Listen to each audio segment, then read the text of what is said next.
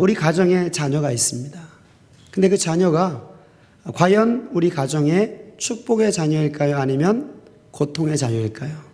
성경 말씀에도 보면 시편 127편 말씀에 보면 자식은 여호와의 주신 기업이요 태의 열매는 그의 상급이다 그렇게 합니다. 자식은 하나님께서 우리 가운데 주신 기업이고 상급이 된다는 거죠. 그런데 또 다른 말이 있어요. 그건 이제 성경에는 나와 있지 않지만은 속담으로 무자식이 상팔자라는 게 있습니다. 이 말은 자녀 때문에 너무나 많은 고통을 받고 있다는 거죠. 그러면 왜 이런 일이 어떤 가정에는 자녀가 여호와의 주신 기업이요 태 열매는 그의 상급이 되는 경우가 있고 어떤 경우에는 왜 우리 가운데 무자식이 상팔자가 되느냐라는 거예요. 그것은 바로 부모로서 자녀에게 향한 그 역할을 우리가 알지 못하기 때문에 그렇습니다. 성경은 반드시 부모가 너희가 이렇게 하면 반드시 그 자식은 여호와의 기업이요 여호와의 주신 기업이요 태의 열매는 상급이 된다는 거죠. 그래서 오늘 저와 여러분들이 하나님께서 부모에게 너 자녀를 어떻게 양육하라는 말씀을 우리 가운데 주셨는데 그 말씀을 통해서 오늘 우리 가정에 우리 자녀들이 정말 여호와의 주신 기업이 되고 상급이 되는 우리 모든 가정들이 되시기를 주님의 이름으로 축복합니다. 첫 번째로 부모는 무슨 일을 해야 되느냐? 자녀를 잘 보호하고 양육을 해야 되죠. 물론 당연한 이야기입니다. 근데 이 말이 당연시되지 않는 시대 가운데 우리가 살고 있어요. 여러분 한 해 동안에 그 태어난 아이들이 죽어나는 경우가 얼마나 많습니까? 그런 일들을 우리가 뉴스를 통해서도 많이 보게 돼요. 근데 여러분 그보다 더 심각한 이야기는 뭐냐면 한 해 동안 2017년도 통계 수치인데 전 세계적으로 태아 있을 때 죽게 된 그 아이가 1,000만 명이 됩니다. 엄청난 숫자죠. 근데 그 중에서 대한민국에서 태아 있을 때 죽은 아이들이 100만이라고 합니다. 그러니까 10분의 1을 차지하게 되는 거예요. 우리나라에 너무나 많은 이런 그 낙태가 벌어지고 있다는 거죠. 근데 여러분 부모로서 무슨 역할을 해야 되냐? 부모는 임신이 되게 되면 그 아이를 잘 보호하고 잘 양육을 해야 된다는 거죠. 그게 태어나서 보호하고 양육하는 것이 아니라 이미 임신이 돼서 생명이 딱 잉태되면 그때로부터 잘 보호하고 양육을 해야 된다는 거예요. 그래서 우리가 마태복음 2장 12절 14절 말씀에도 예수님이 이 땅에 태어나셨을 때에 동방박사들이 찾아와가지고 예수님 옆에 경배를 하게 됩니다. 근데 그 전에 헤롯 왕에게 찾아가서 유대인의 왕이 나셨는데 어디로 가면 우리가 유대인의 왕을 만날 수 있습니까? 그 이야기를 듣고 헤롯 왕이 예수를 죽이려고 하게 되죠. 그때 여러분 주의 사자가 요셉에게 꿈에 나타나서 너 애굽으로 피신해라 그렇게 말을 하고 요셉은 마리아와 함께 예수님과 함께 바로 애굽으로 피신하게 되는 것을 볼 수가 있습니다. 이거는 아마 누가 가르치지 않아도 잘 알게 되지요. 부모로서 아이가 하나님이 나에게 주셨다면 그 아이를 잘 보호하고 양육하는 것은 너무나 당연한 사건이 되는 것입니다. 근데 여러분 그렇지 않은 일들이 요즘에 많이 생기고 있다는 거죠. 그래서 여러분 부모로서 첫 번째 역할은 말은 뭐냐? 자녀를 내게 하나님 맡겨주신 그 자녀를 잘 보호하고 양육해야 될 책임이 있다는 거예요. 두 번째로 그냥 양육만 하는 것으로 끝나느냐? 그렇지 않습니다. 반드시 삶의 옳고 그른 것을 가르쳐줘야 된다는 거죠. 삶의 올바른 가치관을 심어줘야 된다는 거예요. 자, 레위기 19장 32절 말씀을 한번 보겠습니다. 너는 샘머리 앞에 일어서고 노인의 얼굴을 공경하며 내 하나님을 경외하라. 나는 여호와니라. 그래서 여러분 샘머리가 바로 뭐냐? 흰머리 앞에서 즉 노인들을 공경해야 된다라는 거예요. 그 이야기는 무슨 얘기냐? 공경하는 방법들이 여러 가지가 할 수 있지만은 자녀들에게 어른이 오게 되면 일어서는 것을 가르쳐야 되고 인사하는 것을 가르쳐야 된다라는 거예요. 그래서 여러분 교회 안에도 우리가 끝나고 난 이후에 혹은 우리가 만나거나 처음 배웠을 때에 그냥 하지 마시고 스쳐 지나가지 마시고 우리가 공손하게 인사하는 그러한 습관을 가져야 돼요. 그것이 바로 예수를 믿는 자에게 하나님이 말씀하신 사건입니다. 뿐만 아니라 남에게 해를 끼치는 자녀로 키우지 말아야 돼요. 자, 마태복음 7장 12절 한번 보겠습니다. 마태복음 7장 12절. 그 자녀들에게 남에게 해를 끼쳐서는 안 된다는 것을 반드시 가르쳐야 돼요. 왜냐하면 요즘에 그런 일들이 많이 생기잖아요. 남이 어찌됐건 간에 내 마음대로 내 성격대로 그냥 내가 하고 싶은 대로 막 하려고 하는 그런 게 있습니다. 근데 그것을 우리가 가르쳐야 되지요. 자, 마태복음 7장 12절 함께 응답하겠습니다. 시작. 그러므로 무엇인지 남에게 대접을 받고자 하는 대로 너희도 남을 대접하라. 이것이 율법이요 선지자니라. 그래서 하나님의 말씀 가운데는 다 이런 말씀들이 들어있어요. 내가 받길 원하는 것 상대방이 주라는 거지요. 내가 받기 싫은 것 상대방이 하지 말라는 거예요. 이게 바로 율법의 정신입니다. 그래서 내가 다른 사람에게 인정받길 원하면 다른 사람도 인정해주고, 내가 사랑받길 원하면 다른 사람 사랑해주고, 이렇게 하라는 거예요. 그럴 때 하나님께서 바로 무엇이 선이고 악인지를 우리가 알게 되고 정말로 하나님 앞에 영광을 낼 수 있는 자녀가 된다라는 거예요. 자, 로마서 13장 10절도 한번 보겠습니다. 사랑한 이웃에게 악을 행치 아니하느니 그러므로 사랑은 율법의 완성이니라. 그래서 율법은 바로 뭐냐? 사랑입니다. 이 사랑은 바로 상대방에게 악을 행치 않는 거예요. 여기서 말하는 악은 상대방에게 해를 끼치지 말아야 돼요. 상대방을 이롭게 하는 일을 해야 된다는 거예요.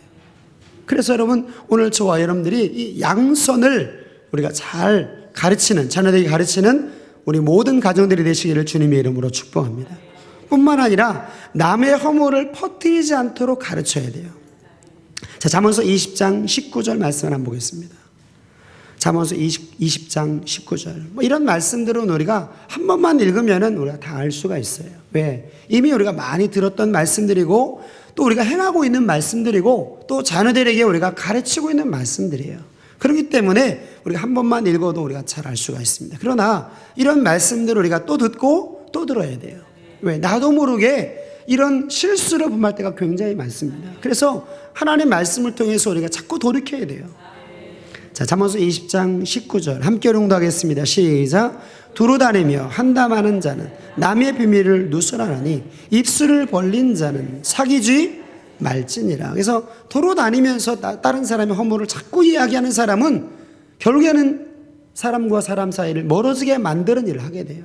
그런 일을 하지 말고 우리는 좋은 것을 이야기를 해줘야 됩니다. 우리가 성경, 우리의 창세기 37장 말씀에도 보면 요셉이라는 사람이 나와요. 근데 이 요셉은 물론 부모로부터 사랑을 많이 받습니다. 채소옷을 입었어요. 그런데 그 요셉의 단점이 바로 뭐냐면 형들의 허물을 자꾸 부모에게 이야기를 하는 거예요. 그러니까 부모의 입장에서는 이 나머지 자녀들이 안 좋게 보이는 거죠. 근데 여러분, 그로 말미암아 요셉의 삶 가운데 어떤 일이 생겨났느냐? 이 요셉은 형들의 미움을 받게 되고 결국 애굽으로 팔려가게 되고 엄청난 고난을 받게 돼요. 그래서 우리는 다른 사람이 우리가 나쁜 거 얘기하지 말고 여러분 좋은 것을 이야기할 수 있는 우리 모두가 되시기를 주님의 이름으로 축원합니다.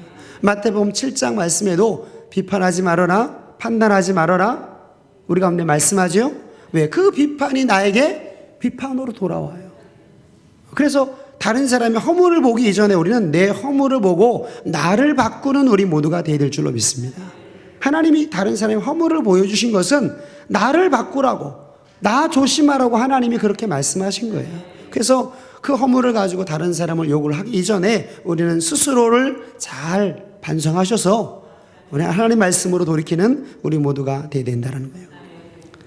뿐만 아니라 남을 업신여기지 말아야 됩니다. 자, 빌립보서 2장 3절 한번 보겠습니다. 아무 일에든지 다툼이나 허용으로 하지 말고 오직 겸손한 마음으로 각각 자기보다 남을 낮게 여겨라. 나보다 저 사람을 낮게 여겨야 된다라는 거예요. 여러분, 사람과 사람을 비교해가지고 야, 저 사람은 나보다 못한 사람이야, 이런 마음을 갖게 되면 그 사람을 멸시하게 돼요. 그죠? 그 사람을 나보다 밑에 사람으로 보게 됩니다. 근데 그것은 예수를 믿는 자들에게는 마땅치 않아요. 왜냐하면 여러분, 저와 여러분들은 하나님의 자녀죠. 자녀들은 다 동등한 위치입니다.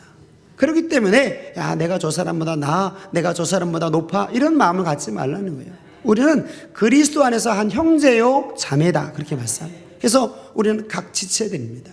그래서 야, 내가 저보다 위에 있으니까 나 저 사람보다 많이 드러나니까 나는 저 사람보다 나은 사람이야, 이런 마음을 가질 필요가 없다는 거죠. 왜냐하면 보이지 않는 것이 훨씬 더 귀한 것일 수 있다는 거죠. 그래서 여러분, 우리가 고린도전서의 말씀 보게 되면 각 사람은 그리스도의 머리의 지체가 되기 때문에 다 소중하다는 거예요. 다 소중하기 때문에 어떤 자격을 가지고 비교해가지고 저 사람을 깔보고 무시하고 하는 그런 행동과 말, 우리는 하지 말아야 된다는 거예요. 뿐만 아니라 도움을 받았으면 반드시 은혜를 갚는 자로 자녀들을 양육을 해야 돼요. 자, 사무엘상 25장 한번 보겠습니다. 사무엘상 25장 4절입니다.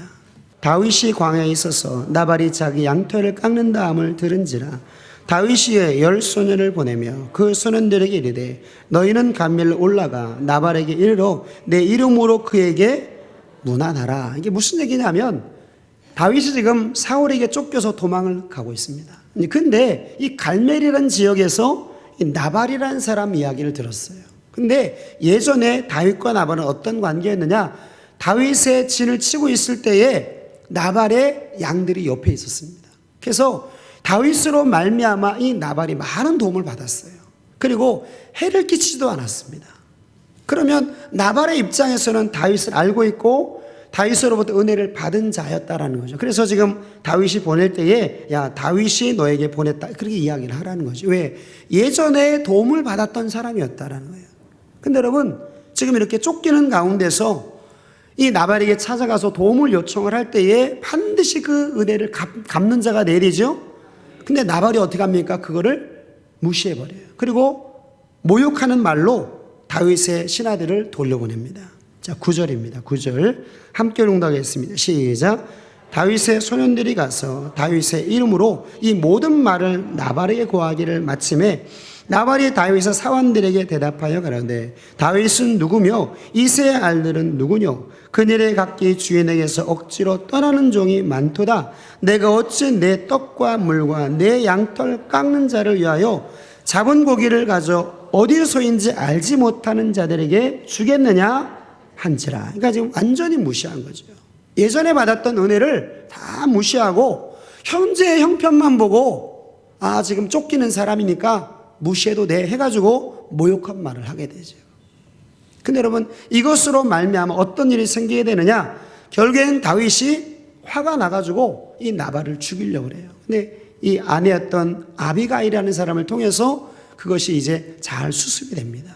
그리고 그 이후에 그 모든 사건들을 나발이 듣고 난 이후에 어떻게 되느냐? 결국에는 나발이 큰 충격을 받게 되고 하나님께서 나발을 치셨다, 그렇게 말씀하고 있어요. 자, 38절 한번 보겠습니다.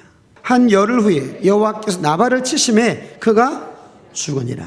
결국에는 은혜를 갚지 않았을 때에 하나님께서 이 나발을 치신 사건을 볼 수가 있어요. 그래서 여러분, 어찌 보면 사람의 인생은 여러분 평생 우리가 은혜를 갚는 삶을 사는 것입니다. 부모에게 받은 은혜를 갚는 것이고, 스승으로부터 받은 은혜를 갚는 것이고, 남편과 아내로부터 받은 은혜를 갚는 것이고, 또 어찌 보면 우리가 자녀로부터 받은 것도 우리가 갚는 거예요. 어찌 보면 우리는 다 은혜를 갚는 삶입니다. 그래서 여러분, 이 은혜를 갚는 삶에서 저와 여러분들이 우리가 잘 말씀에 순종하는 우리 모두가 되시기를 주님의 이름으로 축원합니다. 그래서 우리는 이런 것들을 가르쳐야 돼요. 가르치고 행할 수 있도록 우리가 인도를 해야 된다는 거예요. 물론 이것을 강압적으로 할 수는 없습니다. 그러나 하나님 말씀이기 때문에 말씀을 우리가 이야기를 하게 되면 여러분, 그 이야기가 어느 때는 흘려듣기도 하고 어느 때는 잃어버리기도 하지만 결과적으로 이 말씀들이 마음에 남아서 어느 순간이 됐을 때는 그 말씀들을 행할 수 있는 그런 지혜가 생기게 되고 또 그런 삶을 살게 된다는 거죠. 그래서 여러분, 부모님들은 자녀들에게 삶의 올바른 기준이 무엇인지를 가르쳐야 된다는 거예요. 근데 여러분, 여기에서 끝나는 게 아닙니다. 반드시 부모님은 자녀에게 뭘 가르쳐야 되느냐? 하나님을 경외하는 것을 가르쳐야 돼요. 왜 경외하는 것을 가르쳐야 되느냐? 여러분, 경외하는 자는 하나님의 축복이 있고 하나님 지키시는 역사가 있다는 거죠. 자, 잠언서 22장 6절 말씀을 한번 보겠습니다. 마땅히 행할 길을 아이에게 가르치라. 그리하면 늙어도 그것을 떠나지 아니하리라. 마땅히 행할 길은 바로 뭐냐? 우리가 마땅히 하나님 앞에 행할 것, 즉 창조의 목적을 아이에게 가르치라는 거예요. 근데 여러분 창조의 목적을 성경에서는 뭐라고 얘기하느냐? 선을 행하는 것이다. 하나님을 경외하는 것이다. 그렇게 말씀을 하고 있어요. 자, 전도서 12장 13절 한번 보겠습니다.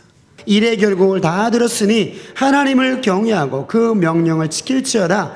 이것이 사람의 본분이니라. 사람의 본분을 가르쳐야 되는데 그게 바로 뭐라는 거예요? 하나님을 경외하는 것, 그 명령을 지키는 것.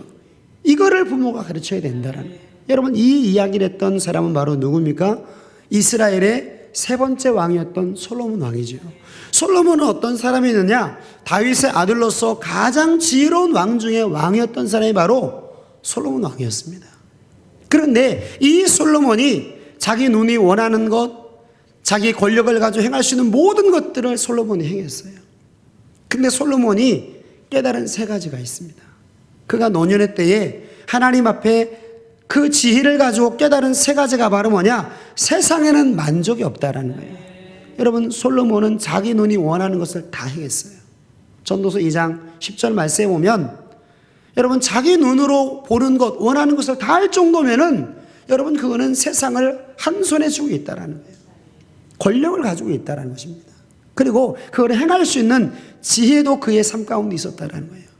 근데 그 솔로몬이 뭘 깨달았느냐? 이 땅에는 만족이 없다라는 거예요. 큰 기업을 이루는 것도 그때 당시에는 굉장한 것처럼 여겼지만은 여러분, 시간이 지나고 난 이후에, 여러분, 시간이 흐르고 난 뒤에 그 마음 가운데 그것에 대해서 야, 내가 대단하다 이런 마음을 가질 수 있겠지만은 여러분, 후손이 그 기업을 망하게 만들게 되면 그것도 헛된 것입니다. 지금 내가 귀하게 여기는 것들, 여러분, 그것이 시간 지나고서 그것이 다 귀한 것으로 남느냐? 그렇지 않다라는 거예요. 그것이 지금 나에게, 지금 내 삶에 하나님 행복이 있고 나의 삶 가운데 하나님이 은혜를 주실 때 의미가 있는 것이지, 내가 지금 고통 중에 있을 때 여러분, 그런 것들은 아무 소용이 없는 거예요. 그래서 솔로몬은 뭘 깨달았느냐? 세상에는 만족이 없다라는 거예요. 이 세상에는 모든 것들은 결국에는 우리 가운데 뭘 주느냐? 고통을 준다라는 거죠. 자, 전도서 2장 22절 한번 보겠습니다. 사람이 해 아래에서 수고하는 모든 수고와 마음에 애쓰는 것으로 소득이 무엇이냐? 일평생에 근심하며 수고하는 것이 슬픔뿐이라. 그 마음이 밤에도 쉬지 못하나니 이것도 헛되도다. 내가 이 세상에서 누리는 모든 것들 굉장히 귀한 것으로 생각을 하게 되지만 결과적으로 그것이 나중에는 어떻게 된다는 거예요? 고통으로 바뀐다는 거예요. 세상에는 만족이 없어요. 그리고 오히려 그 세상 때문에 내 삶에 뭐가 임하게 됩니까? 고통이 임하게 돼요. 이게 솔로몬이 그 지혜를 가지고, 엄청난 지혜와 그 경륜을 가지고 깨달은 사건입니다. 오늘 저와 여러분들은 단박에 깨닫는 자가 되시기를 주님의 이름으로 축원합니다. 두 번째, 뭘 깨달았느냐? 죽음 이후에는 뭐가 있다? 심판이 있는 것을 깨달았어요. 그래서 여러분, 전도서 3장 말씀에 오면 천하의 범세에 기한이 있고 모든 것이 이룰 때가 있나니 날 때가 있으면 죽을 때가 있고 죽음 위에는 뭐가 있다? 심판이 있다라는, 이 심판은 선악간의 심판입니다. 이 선악간의 심판은 이 땅에서 내가 얼마나 많이 배웠냐, 얼마나 돈을 많이 벌었냐, 얼마나 많은 권력을 가졌냐, 이것에 있지 않다라는 거예요. 선악간의 심판은 하나님 명령대로, 창조의 목적대로 율법을 행했느냐 행하지 않았느냐, 이것 결정된다라는 거예요. 선을 행한 걸 가지고 하나님 결정하신다는 거죠. 자, 전도서 3장 17절입니다. 내가 심중에 이르기를 의인과 악인을 하나님이 심판하시리니 이는 모든 목적과 모든 일이 이룰 때가 있음이니라. 아멘. 모든 것이 이룰 때가 있다. 이 땅에 태어날 때가 있으면 반드시 죽을 때가 있어요. 한 번 죽는 것은 사람에게 정하신 것이고 그 위에는 뭐가 있다? 심판이 있다라는 거예요. 근데 여러분, 이 심판은 천국과 지옥 심판입니다. 그래서 저와 여러분들이 이 천국과 지옥의 심판이 있는 것을 우리가 믿게 되면 우리가 이제는 이 땅을 위해 사는 것이 아니라 우리가 천국을 준비하는 삶을 살게 돼요. 그래서 여러분, 하나님 말씀 선포될 때에 그 말씀에서 내가 무엇이 걸렸는지, 점과 흠이 무엇인지를 우리가 하나씩 우리가 찾아 나가게 된다. 그래서 바꿔나가게 돼요. 회개에 합당한 열매를 맺게 됩니다. 연약한 믿음이었다면 그 강한 믿음으로 우리의 믿음을 세워나가게 된다. 왜 그러냐? 천국과 지옥이 있는 것을 우리가 알기 때문에 그렇습니다. 의인과 악인의 심판인 것을 알기 때문에 여러분, 저와 여러분들 헛된 삶을 살지 않게 된다는 거죠. 그래서 솔로몬이 이제는 전도자가 됐어요. 이 땅에 아무리 많은 것을 가졌다 할지라도 결국에는 그것 가지고 하나님께 가는 것이 아니라 선악간에 심판하신다는 것을 알았기 때문에 그 삶 가운데 이제 뭐가 됩니까? 전도자가 돼서 하나님의 자녀들에게 너 말씀에 순종하는 자가 되라. 세상 따라가지 말고 하나님 말씀을 경외하는 자가 되라는 것을 끊임없이 가르치는 자가 됐다라는 거예요. 오늘 저와 여러분들도 우리가 이 솔로몬 같은 지혜를 얻게 되시기를 주님의 이름으로 축원합니다. 세 번째로 최고의 축복은 바로 뭐냐? 기뻐하면서 선을 행하는 것입니다. 자, 전도서 3장 12절 한번 보겠습니다. 사람이 사는 동안에 기뻐하며 선을 행하는 것보다 나은 것이 없는 줄을 내가 알았다. 그렇게 얘기하죠. 기뻐하면서 선을 행하는 것. 그래서 여러분 이 선을 행하는 것도 창조의 목적대로 우리가 사는 것도 즉 율법을 행하는 삶이 여러분 우리가 억지로 행하는 수준이 있어요. 잘 모르고 아직 우리가 처음 하는 과정이기 때문에 그런 수준이 되면 하나님 말씀 순종하는 것이 버겁기만 합니다. 그래서 이게 막 순종 안 하는 것이 오히려 편하고 순종하려고 하면은 너무 힘들어요. 버겁기도 하고 막 딱딱하기도 하고 막 이런 마음이 듭니다. 근데 그 수준을 통과하게 되면 이제 자연스럽게 되는 때가 있어요. 그래서 우리가 주일날 성전에 나오는 거 이제는 우리가 자연스러운 우리가 신앙생활이 되는 것입니다. 근데 여러분 이거보다 한 단계 더 성장하는 수준이 말해 뭐냐? 기뻐하며 선을 행하는 거예요. 그래서 마음을 다하고 뜻을 다하고 성품을 다해도 내 마음 가운데 하나도 거리낌이 없는 수준의 믿음의 상태가 된다는 것입니다. 그게 바로 최고의 축복입니다. 오늘 저와 여러분들은 어떤 수준의 믿음을 가지고 있습니까? 억지로 하는 수준입니까? 아니면 그냥 자연스럽게 되는 수준입니까? 아니면 기뻐하며 선을 행하는 수준입니까? 근데 여러분 이것은 하나님 말씀을 우리가 알게 되면 내가 믿는 하나님이 어떤 분이신지를 알게 되면 우리는 기뻐하면서 선을 행하게 돼요. 여러분 하나님 말씀 우리가 순종하고 나갈 때 내 몸으로 행하는 것, 내 물질로 행하는 것 이런 말씀들을 하나님 우리 가운데 주십니다. 근데 그 말씀들을 행하고 나갈 때 내가 기뻐하면서 내가 행한다라는 것은 하나님 말씀이 무엇인지를 알았다라는 거예요. 죽음 위에 어떤 것이 있는 것을 우리가 알면 하나님 앞에 우리가 기뻐하며 선을 행할 수가 있어요. 자, 전도서 12장 13절 14절 한번 보겠습니다. 이래 교훈을 다 들었으니 하나님을 경외하고 그 명령을 지킬지어다. 이것이 사람의 본분이니라. 하나님은 모든 행위와 모든 은밀한 일을 선악간에 심판하시리라. 반드시 하나님은 심판하셔요. 뭘 가지고 심판하시느냐? 선악간에 심판하시기 때문에 이 사건을 저와 여러분들이 알게 되면 내가 천국 가는 것을 소원하는 마음을 가지고 내가 신앙생활하고 나갈 때에 반드시 명하신 대로 사는 자들에게 하나님이 천국을 준다는 것을 우리가 믿게 되면 내 마음에 기뻐하며 선을 행할 수 있는 수준이 되는 거예요. 그래서 여러분 이 믿음까지 저와 여러분들이 잘하셔야 돼요. 그래서 우리가 주일날 예배를 드릴 때도 여러분 기뻐하며 예배를 드리는 경우가 있고 억지로 예배를 드리는 경우가 있고 그냥 저냥 예배를 드리는 경우가 있습니다. 여기서도 갈라지게 돼요. 예배를 드릴 때도 여러분 우리가 하나님 앞에 연락되는 예배를 드리려면 우리가 말씀대로 순종하는 삶을 살고 와서 예배를 드려야 되죠. 그렇게 여러분 우리가 하나님 명하신 말씀대로 산 삶 가운데 하나님이 이런 복을 주셔요. 그러면 이것을 내가 맛보았다면 이것이 귀한 것인지를 우리가 알았다면 여러분 우리 일주일의 삶 가운데 내가 말씀에 순종하는 것이 이거는 헛된 거야, 이거는 불쌍한 거야 이런 마음을 갖지 않게 되죠. 야, 내가 이런 하나님 말씀대로 순종하는 삶, 용서하고 희생하는 삶 가운데 하나님 반드시 은혜를 주실 거야 이런 믿음을 갖게 되면 여러분 기뻐하면서 행할 수 있게 돼요. 그래서 오늘 저와 여러분들이 기뻐하며 선을 행하는 우리 모두가 다 되시기를 주님의 이름으로 축원합니다. 그래서 여러분 이 하나님을 경외하는 것을 가르쳐야 되는데 이 경외하는 게 뭐냐? 경외하는 것은 바로 율법을 지키는 것입니다. 자, 신명기 6장을 한번 보겠습니다. 신명기 6장 4절이지요. 이스라엘아 들으라. 우리 하나님 여호와는 오직 하나인 여호와시니 너는 마음을 다하고 성품을 다하고 힘을 다하여 내 하나님 여호와를 사랑하라. 오늘날 내게 명하는 이 말씀은 너는 마음에 새기고 내 자녀에게 부지런히 가르치며 집에 앉았을 때든지 길에 행할 때든지 누웠을 때든지 일어날 때든지 이 말씀을 강론할 것이며 너는 또 그것을 내 손목에 매며 기호를 삼으며 내 미간에 붙이며 표를 삼고 또 내 집 문설주와 바깥문에 기록할 것이니라. 하나님 말씀을 부모는 반드시 자녀에게 가르쳐야 된다는. 왜? 하나님을 경외하는 것을 가르치는 것이 바로 부모가 마땅히 행할 일이라는 거예요. 그럼 여러분, 자녀가 묻게 돼요. 도대체 이게 뭡니까? 하나님을 경외하는 게 이게 뭡니까? 라는 질문을 하게 돼요. 왜 우리가 하나님 앞에 이런 일을 해야 됩니까? 라는 것을 묻게 돼요. 그때에 반드시 부모는 그것을 가르쳐야 된다라는 거예요.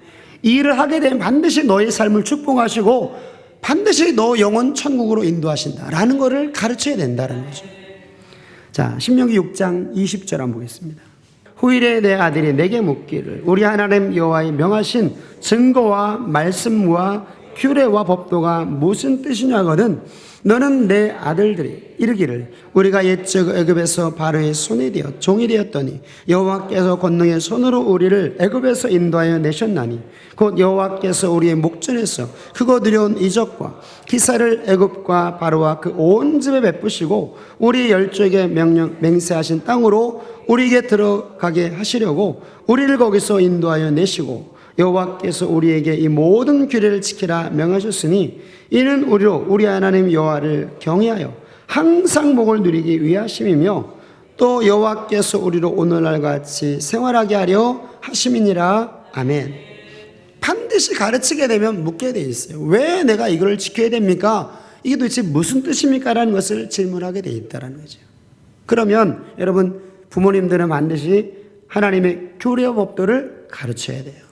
내 몸으로 행하는 것, 내 물질로 행하는 것을 가르쳐야 돼요. 그럼 반드시 묻게 돼 있어요. 왜 이것을 행해야 됩니까?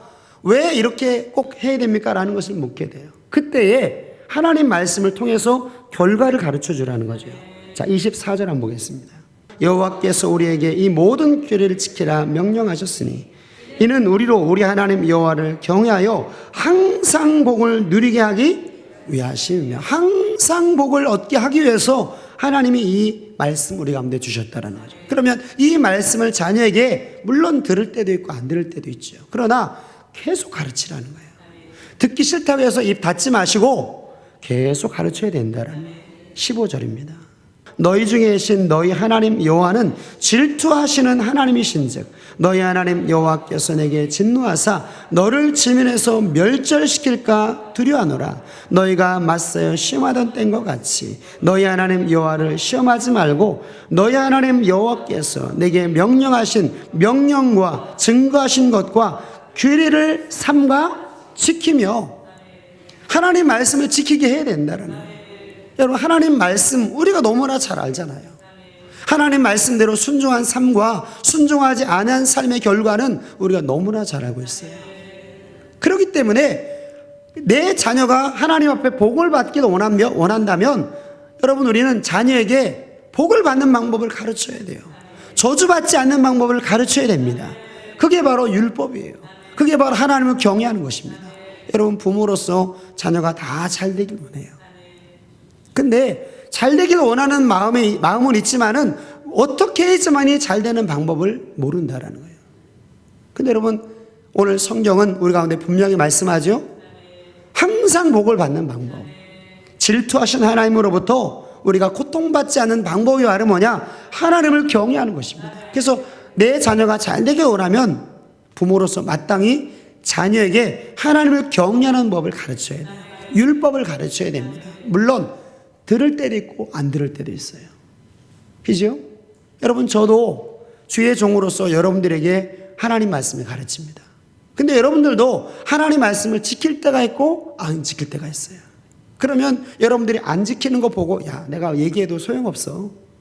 그냥 얘기해봤자 한 귀로 듣고 한 귀로 흘리니까 이 얘기하지 말아야지. 이러면 여러분 저도 망하는 것이고 여러분도 망하는 거예요. 여러분이 듣든지 아니 듣든지 제가 이야기를 하는 거예요. 하나님을 섬기는 법은 이렇게 하는 것입니다. 물질로는 이렇게 해야 됩니다. 몸으로는 이렇게 해야 됩니다. 라는 것을 제가 끊임없이 이야기를 하게 되는 거예요. 그러면 여러분 하나님이 역사를 하시는 거예요. 하나님이 내 삶에 반드시 복 줄 자에게 복을 주시고 저주 줄 자에게 저주를 주셔요. 그래서 나중에 생각이 되는 거예요. 왜 내 삶에 고통이 왔지? 생각할 시간을 하나님 반드시 주십니다. 그러면 그때 주의 종을 통해서 선포된 말씀대로 내가 명하지 않았기, 순종하지 않았기 때문에 결국 내 삶이 고통이 왔구나 라는 게 그때 뭐예요? 생각나게 되는 거예요. 생각나게 됩니다. 그래서 여러분 신명기 28장 말씀에 보면 하나님이 축복과 저주를 말씀을 해 놓으셔요. 레위기 26장 말씀에도 축복과 저주를 하나님 말씀해 놓으십니다. 왜 말씀을 해 놓느냐? 그 말씀대로 되기 때문에. 여러분 인생의 삶이 여러분 하나님을 벗어난 것처럼 보이지만은 하나님의 그 말씀의 범주 안에 다 있어요. 모든 인생은 하나님께 속해 있습니다. 생사화복을 누가 주관하시느냐? 하나님이 주관하십니다. 그러면 여러분 예수를 안 믿는 삶도 모든 것을 주관하신 하나님인데 여러분 예수를 믿는 자의 삶을 그냥 두시겠습니까? 아니죠. 그 말씀대로 하나님이 정확하게 이루셔요. 오늘 성가대 찬양처럼 우리 하나님은 실수하지 아니하십니다. 내가 심은 대로 행한 대로 다 갚으시는 분이 바로 우리 하나님이셔요. 그러면 그 하나님을 내가 뭐합니까? 이제 체험을 하게 되는 거예요. 그때 그 하나님 말씀 내가 무시하고 내 욕심대로 내 생각대로 내 고집대로 내가 죄 가운데 있었더니 내 삶에 이런 고통이 임했구나 라는 것이 깨달아져요. 그리고 내가 하나님 명하신 말씀대로 고통 가운데 순종하는 삶이 있었는데 여러분 나중에 하나님이 내 삶의 모든 것을 갚아주셔요. 그러면 그때 무슨 고백을 합니까? 말씀대로 순종하는 것 절대로 손해가 아니야. 반드시 하나님이 심은 대로 거두게 하셔. 그런 체험을 하게 되는 거예요. 하나님이 살아계신 그 체험을 우리가 하게 되는 것입니다. 그래서 여러분 우리의 믿음이 자라게 되는 거예요. 그래서 여러분 주의 종이 여러분들 지금 순종 안 한다고 지금 여러분 한 귀로 듣고 한 귀로 흘린다고 해가지고 그 하나님 말씀을 선포하지 않는다면 같이 죽게 되는 거예요. 듣든지 아니 듣든지 하나님 말씀을 계속 선포하는 것입니다. 그러면 역사는 누가 하느냐? 하나님이 하시는 거예요. 모든 삶을 주관하신 하나님께서 그 모든 일들을 이루어 나가십니다. 그래서 여러분 그때 깨달았을 때 내가 돌이켜야 된다는 거예요. 자, 신명기 30장 한번 보겠습니다. 신명기 30장 1절이죠. 내가 내게 진술한 모든 복과 저주가 내게 임함으로 내가 내 하나님 여호와께 쫓겨간 모든 나라 가운데서 이 일이 마음에서 기억이 날 때가 있다라는 거예요. 왜? 하나님이 하시는 일이니까. 그때에 끌려가서 고통 중에 그때 주의 종 이런 얘기를 했는데 그게 머릿속에서 생각이 나게 된다는 거예요. 하나님 택한 자녀들은. 그러면 그때 뭐라는 거예요? 돌이키라는 거예요. 너희가 마음을 다하고 뜻을 다하고 성품을 다해서 기뻐하며 선을 행하는 삶을 너희가 살아야 된다는 것입니다. 2절입니다. 2절 함께 낭독하겠습니다. 시작. 너와 내 자손이 내 하나님 여호와께로 돌아와 내가 오늘날 내게 명한 것을 온전히 따라서 마음을 다하고 성품을 다하여 여호와의 말씀을 순종하면 조건이지요. 그러면 회복시켜 주시겠다는 거죠. 다시금 복을 주시겠다는 거예요. 그래서 여러분 부모님도 마찬가지입니다. 그게 언제인지는 몰라요. 그러나 계속적으로 이야기를 해야 돼요. 하나님을 경외하는 법을 계속 얘기를 해야 됩니다. 그러면 그 말씀은 성취력이 있어요. 우리 하나님 말씀은 살아있고 운동력 있어 좌우의 날선 어떤 것보다 예리해서 우리 심령과 골수를 찔러 쪼갭니다.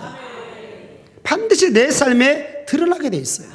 하나님이 살아계신 것이 드러나게 돼 있습니다. 여러분 그때에 내 자녀가 그때 돌이켜도 괜찮다라는 거예요.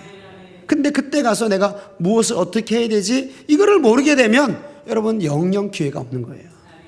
그래서 지금은 좀 말 안 들어도 이야기를 해야 돼요. 이야기를 해야 돼요. 이렇게 하는 것이 하나님의 뜻이야.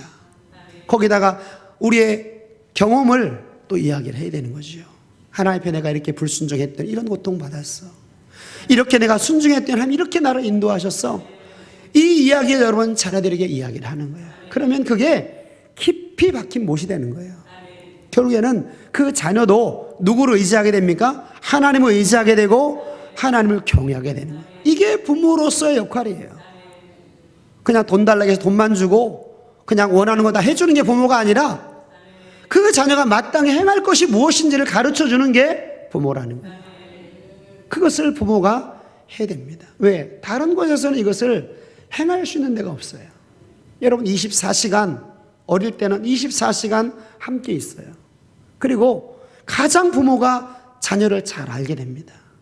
그렇기 때문에 그것을 가르치는 것 여러분 절대로 손해가 아니라는 거죠. 그래서 하나님을 경외하는 것을 가르치게 되면 결과적으로 그 아이가 지혜로운 자가 됩니다. 자, 잠언서 1장 7절 한번 볼까요?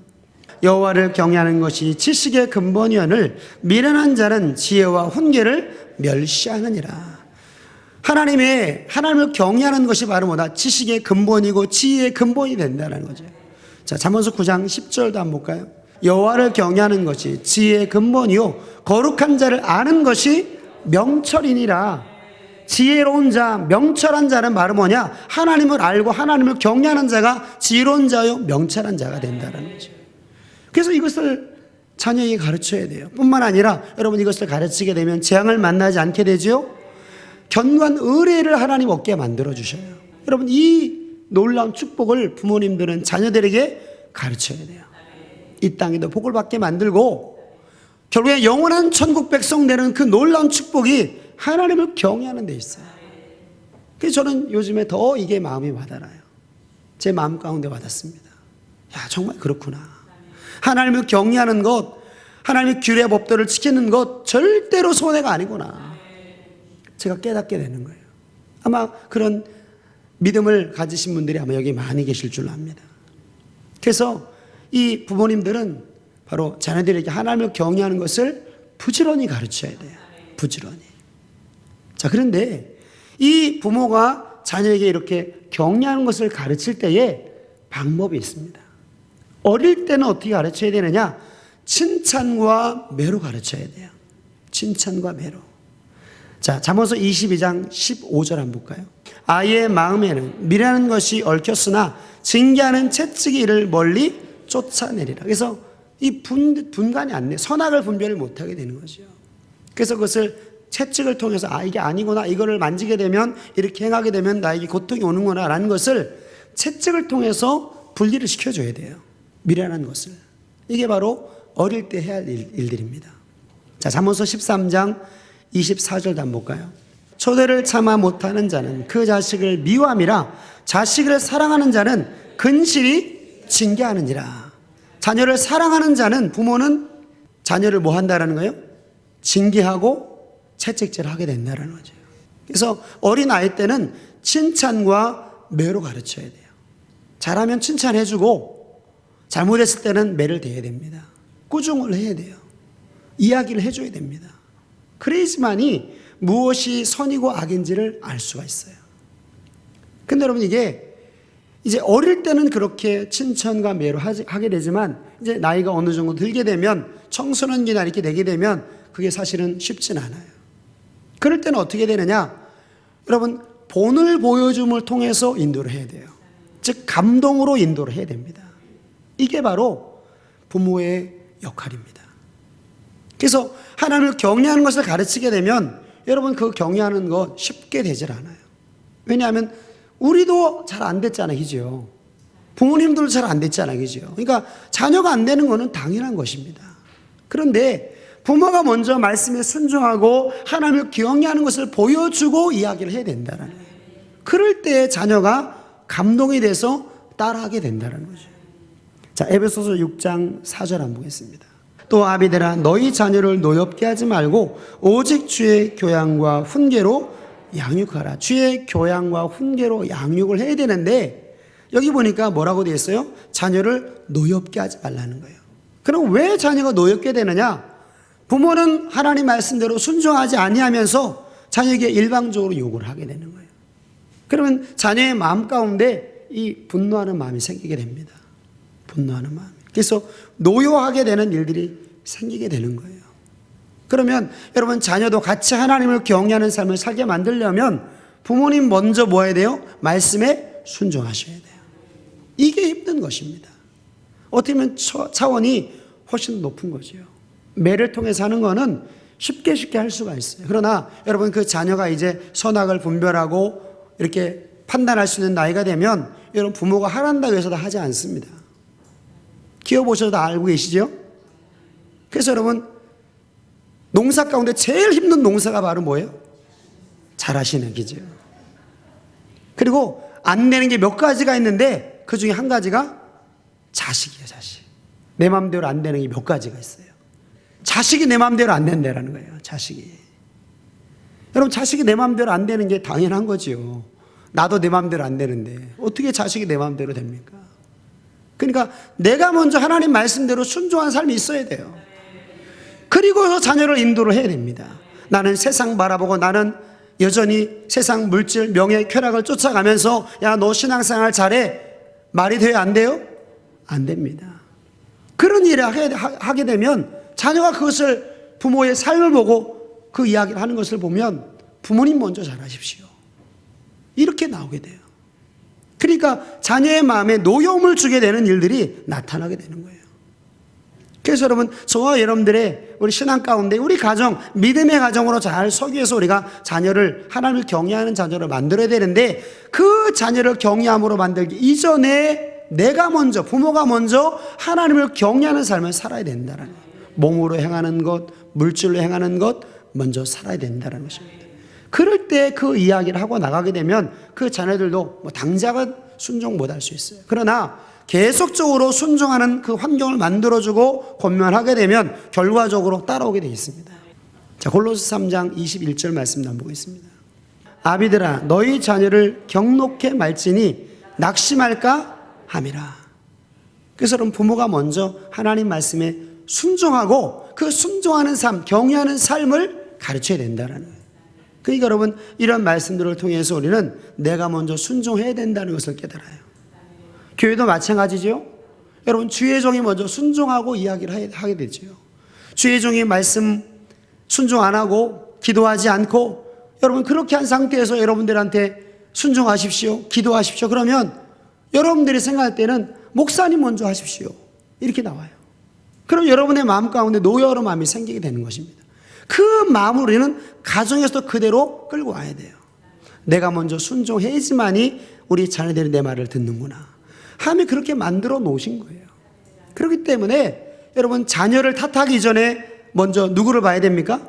부모인 나를 먼저 보셔야 돼요. 과연 내가 지금 하나님 말씀에 순종하고 있나, 순종하지 못하고 있나를 먼저 따져보셔야 돼요. 그래서 지금 자녀가 순종하는 삶을 살고 있지 못하다면 지금 부모가 순종하지 못하고 있는 삶을 살 수도 있다는 얘기예요. 그래서 여러분, 자녀를 탓하기 이전에, 자녀를 보고 우리가 한탄하기 이전에 내 신앙을 보고 우리가 우리 신앙을 먼저 세울 수 있는 우리 모두가 되시기를 주님의 이름으로 축원합니다. 그래서 여러분, 많은 사람들이 이 자녀 4살 이후로는 원수가 된다, 3살까지밖에 효도 안 한다, 이런 얘기를 합니다. 근데 여러분, 반드시 성경은 뭐라고 되어 있어요? 자식은 여호와의 주신 기업이요 태의 열매는 그의 상급이 된다. 어떻게 할 때 이런 복을 받게 되느냐? 바로 하나님을 경외하는 삶을 가르칠 때에 정확하게 가르치게 되면 여러분, 반드시 하나님의 기업이 되어지고 열매가 되고 상급이 되는 축복이 나타나게 됩니다. 오늘 부모님 먼저 우리가 말씀에 잘 순종하셔서 우리 자녀들 다 하나님의 자녀로, 하나님의 축복된 자녀로 양육하는 축복의 가정 다 되시기를 주님의 이름으로 축원합니다.